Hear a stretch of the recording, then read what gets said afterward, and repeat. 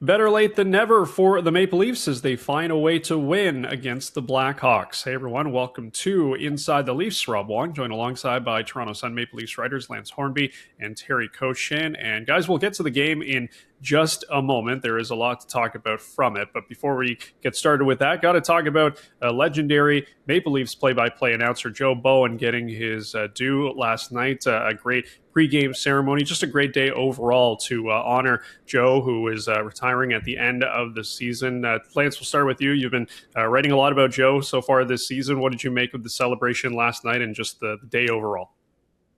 Oh, it was really good. I mean, he's a guy who's been around for so long that, as Brad Treliving went into the dressing room yesterday and said, in tribute to him beforehand, said, here's a guy who was around the Maple Leafs before most of you were born. And that's really reflective, I think, of his impact in Toronto. I think the quote about him being the soundtrack to the last modern age of the Maple Leafs is quite true. And it's going to be hard next year, I think, to picture the place without him.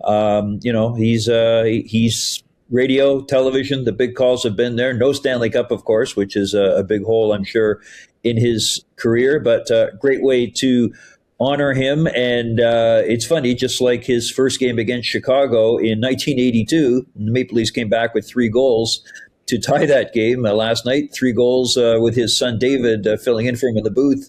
History almost repeated itself. So quite ironic, but good for Joe, and I'm sure the last few months of this season will be very special to him as well.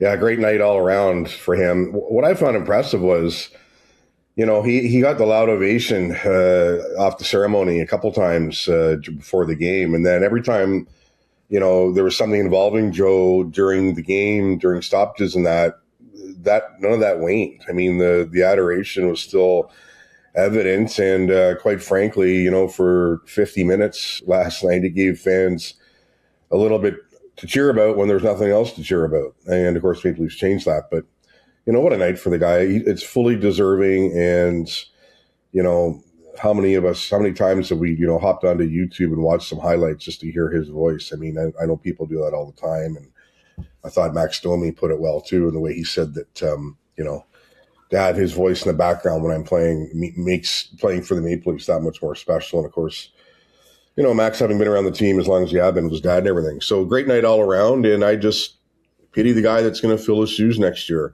I would imagine the Maple Leafs get it right and hire somebody that, can slide right in there and do the job. But when you replace a legend, it won't be easy. But it's great they're doing this now, not at the end of the year. He still has a lot of runway here, and there'll be lots of times for the fans to come and see him and congratulate him on what's been a legendary career.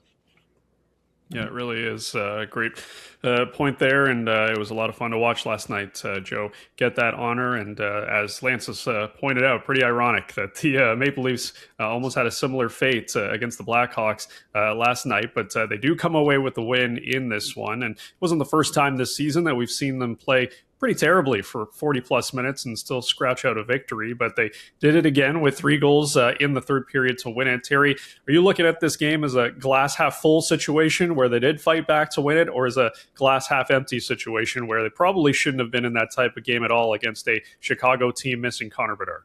Yeah, well, I don't know. It was 50 minutes empty and 10 minutes full, which, I guess wins you a game in the end. But like you say, Rob, it's, that won't happen against the better teams. And, I'd imagine the better teams have beat them outright, no matter how the Leafs are playing, because they're not a good team, no matter what they tell themselves. So I don't know, kind of half full, I guess. But you know what? It doesn't matter. Really, if you don't follow that up now with a much better effort in Washington on Thursday to start a 3-game trip that goes to Nashville and Dallas as well. It matters because they didn't lose ground in the standings, I suppose, but that first period was ridiculous. The fact that they couldn't take inspiration, and I don't know why NHLers need motivation, but we talked about the Bowen thing and how that uplifted everyone in the building. And, the fact that Berube called out his leadership group after loss to Edmonton.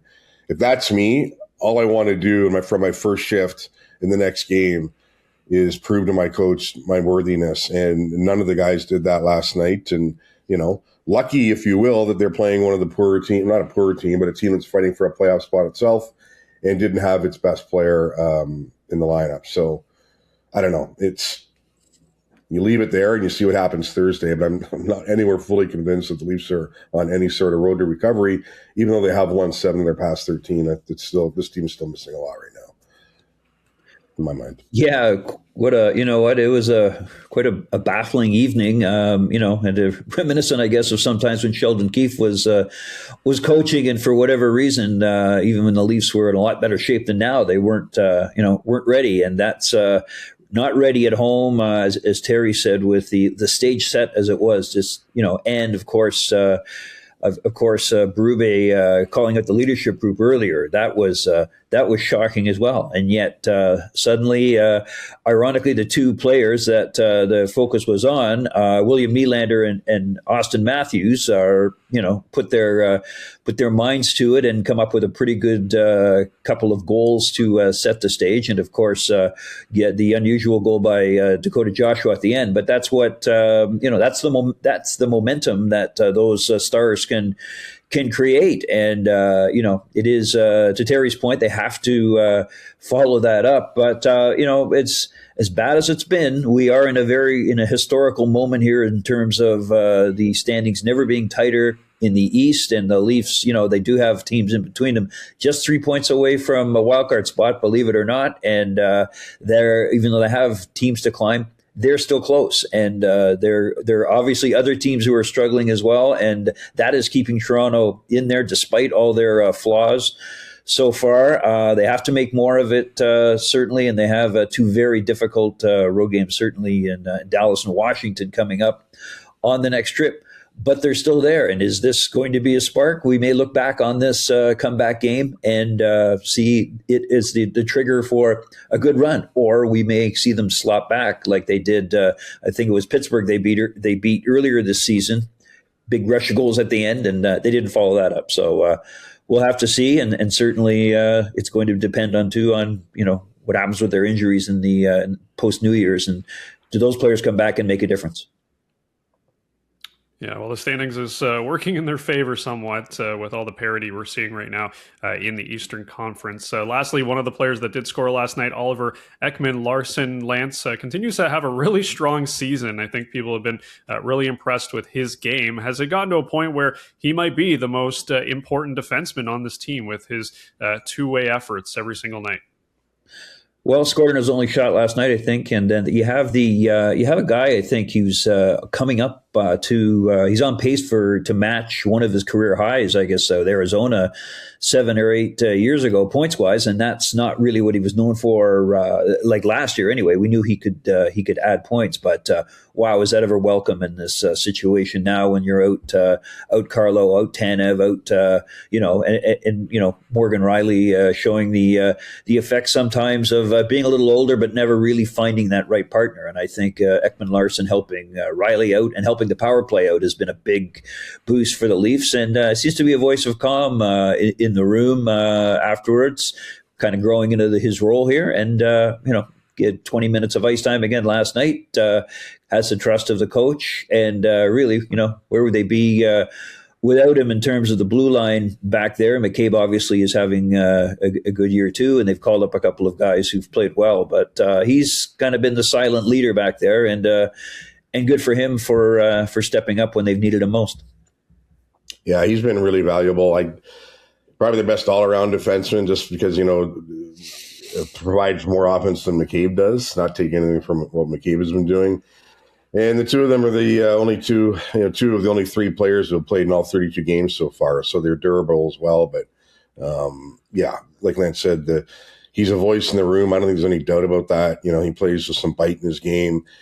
And really kudos to him, right? He got bought out by the Canucks a few summers ago, and you don't know what's going to happen next. He signs a little more cheaply to go play in Florida, wins the Cup, resurrects his career, and I think he's just been really good for the Leafs in the couple seasons he's been here, and showing no signs of age being a factor, and it's been key. Like Lance said again, the injuries to the D-men, Tanev especially, Carlo too. You've needed somebody to come in and be that steadying force, not come in, just be that steadying force. And he's been that for them. And yeah, fitting that he gets it going last night for the Leafs, because he has been, I think, a real pillar for them, and keep it going. But I don't think you can underestimate the value of Oilver Ekman-Larsson. Good voice in the room, good player on the ice, and seems to be a popular guy with his teammates as well.